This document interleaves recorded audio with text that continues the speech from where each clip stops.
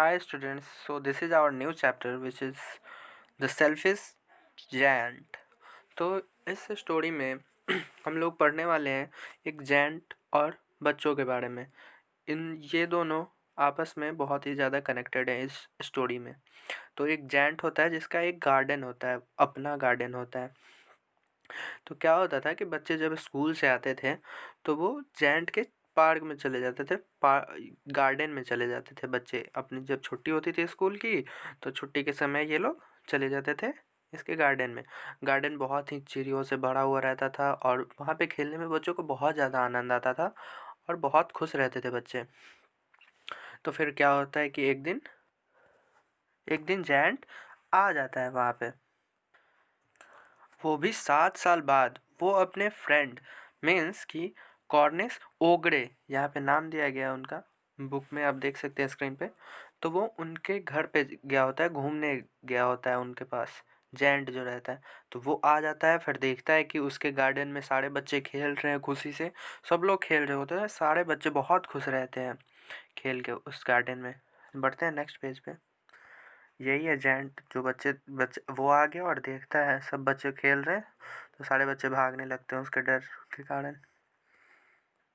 वो बच्चों से बोलता है कि ये मेरा गार्डन है और मैं इसमें किसी को अलाउ नहीं करूँगा खेलने के लिए। तो बच्चे सारे भाग जाते हैं वहाँ से और बहुत ही दुखी होते हैं।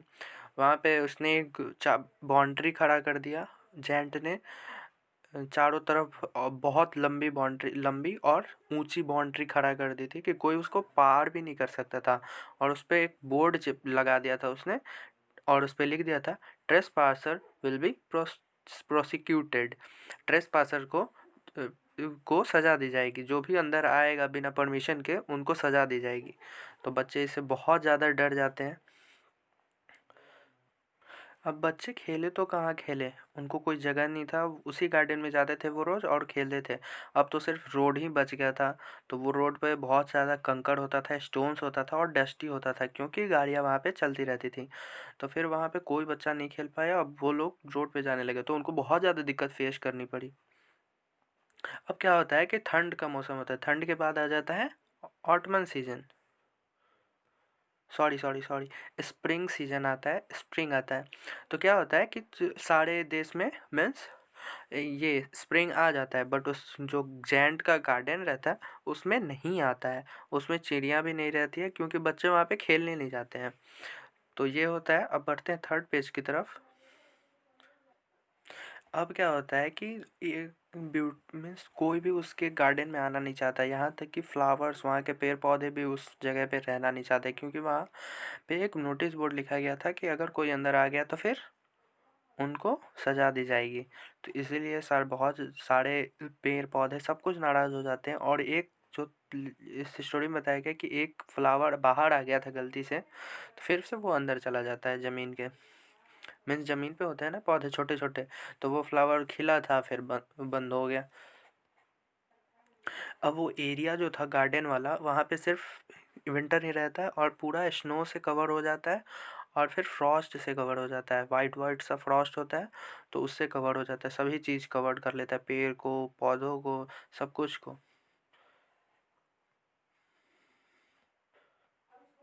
अब जो जेंट रहता है वो कंफ्यूज हो जाता है ये सब चीज़ों को देखते हुए क्योंकि पूरे देश में आ जाती है वसंत ऋतु, मीन्स स्प्रिंग सीजन आ जाता है, बट उसके गार्डन में नहीं आता है। तो फिर वो कंफ्यूज होता है थोड़ा कि ऐसा क्यों हो रहा है मेरे साथ। वो अपनी खिड़की पे जाके बैठ के देखता है कि तो फिर भी सब कुछ वाइट वाइट सा दिखता है। तो वो समझ नहीं पाता है कि मेरे गार्डन में क्यों नहीं आया, क्योंकि सारे लोग नाराज़ थे। तो जो भी सीजन्स थी वो भी नहीं आना चाहती थी इसके गार्डन में। तो सारे देश में फल हो रहा था, मीन्स फल उस टाइम होता है ना, फल आता है पेड़ों पे।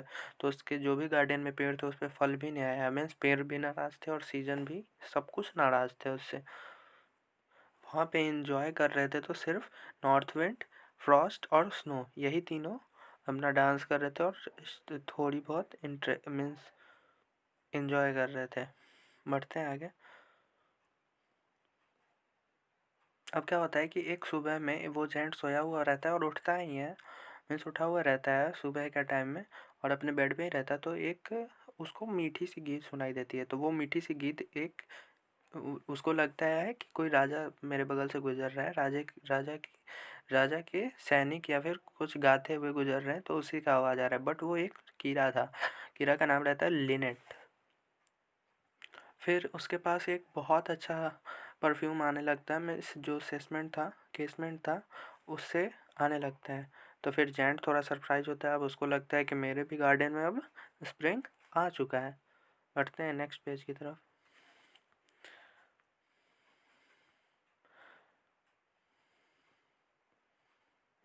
अब जो वो एक छोटा सा होल से देखता है जेंट, तो देखता है अपने गार्डन में कि सारे बच्चे गार्डन के सारे पेड़ में चिपके हुए हैं, और देखता है ये जेंट। अब क्या होता है कि अब पूरे गार्डन में स्प्रिंग आ चुका होता है, तो सिर्फ एक कोना को छोड़कर सारे बर्ड्स खेल रहे होते हैं अच्छे से, और सारे फ्लावर्स आ जाते हैं बाहर, सारे बच्चे खेल रहे होते हैं उस गार्डन में, सिर्फ एक बच्चे को छोड़कर, जो कि एक थोड़ा सा कोना वो था उस गार्डन का, उसमें सिर्फ नहीं आया होता है स्प्रिंग। तो उसी में एक बच्चा था, बहुत ही छोटा बच्चा था, और वो मीन्स इतना ठिठुर रहा था ठंड के कारण, और लाइक अब जो है जेंट का हार्ट पिघलता है। पेड़ पेड़ भी अपना ब्रांच नीचे कर दी थी उसको बाहर लाने के लिए, मीन्स स्प्रिंग वाला जो एरिया था उसमें भेजने के लिए, क्योंकि छोटा सा कोना जो था वो ठंड में ही था, वो विंटर के सीजन में ही था। ऐसा अगर रियल में इमेजिन करने पे तो होगा नहीं, बट उस टाइम था वैसा ही, इस स्टोरी में बताया गया है, तो मान के चलते हैं ऐसा ही था।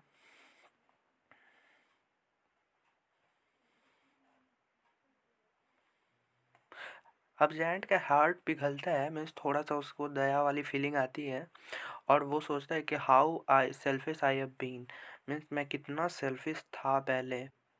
अब जैंट को पूरी तरह से पता चल जाता है कि क्यों मेरे गार्डन में स्प्रिंग नहीं आया था, और मेरे क्यों पेड़ों में फल नहीं लगे थे, कुछ नहीं हो रहा था, फ्लावर्स नहीं आ रहे थे। तो अब जैंट को पूरी तरह से साफ साफ पता चल जाता है।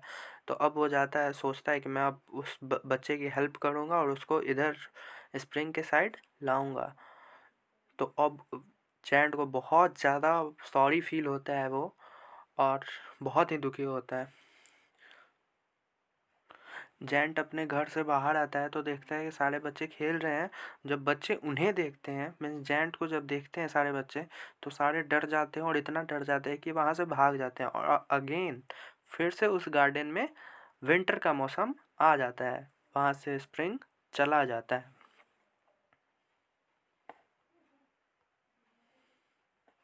अब जो छोटा बच्चा रहता है, तो वो जेंट को नहीं देख पाता है, क्योंकि उसके आँख में आंसू होता है। तो फिर से वो पेड़ से उसको उठाता है ये जेंट,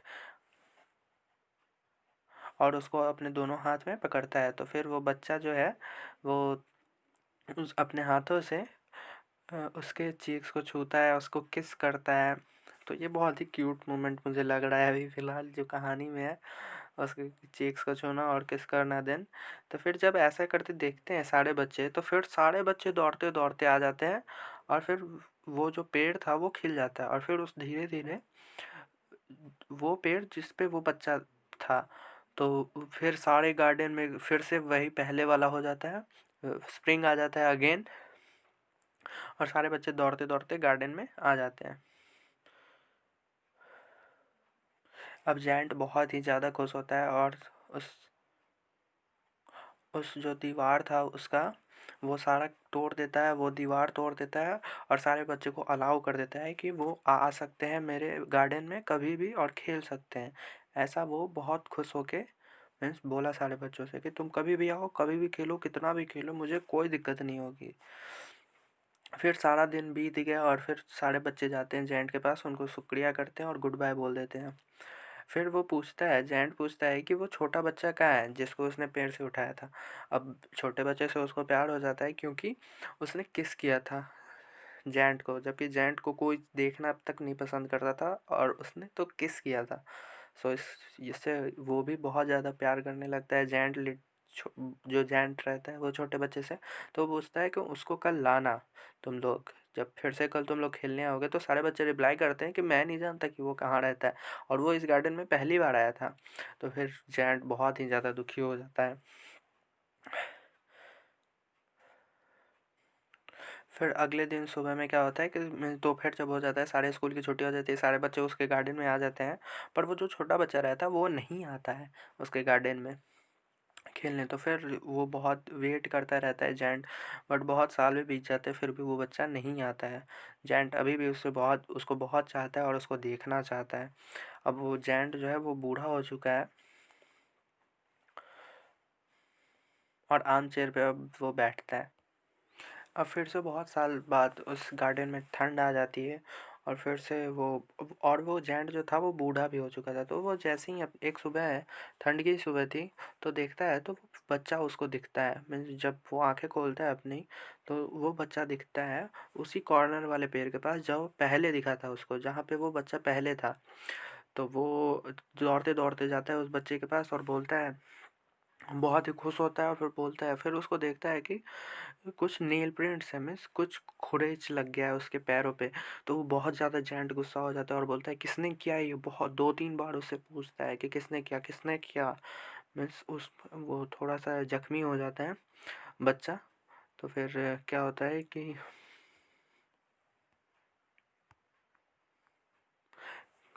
बच्चा कहता है कि नहीं, but these are the wounds of love, ये प्यार का वुंड्स है, मीन्स ये जख्म जो है वो प्यार का है। तो फिर बोलता है, अब उसके दिल में एकदम मीन्स बहुत ही रिस्पेक्ट वाली भावना आ जाती है और वहीं पे वो जेंट जो है गिर जाता है। अब फिर अब वो बच्चा बोलता है कि मैं अब तुम्हें अपनी गार्डन में ले चलूँगा, मीन्स उसका गार्डन स्वर्ग में होता है। तो क्योंकि वो जेंट जो है मर जाता है, तो इसीलिए अब वो बच्चा बोलता है कि अब तुम मेरे गार्डन में चलो, मेरे गार्डन में घूमना। और फिर से वहाँ बच्चे आ जाते हैं खेलने के लिए।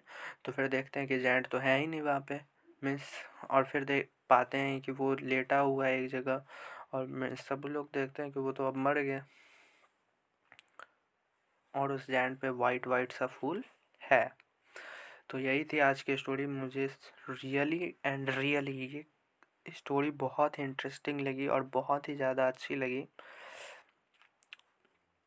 और दिल को छू जाने वाली ये कहानी थी। इसको लिखा है ऑस्कर वेल्डे। सो आप लोग राइटर का नाम भी याद रख सकते हैं। और मेरा चैनल भाई लोग सब्सक्राइब कर देना यार।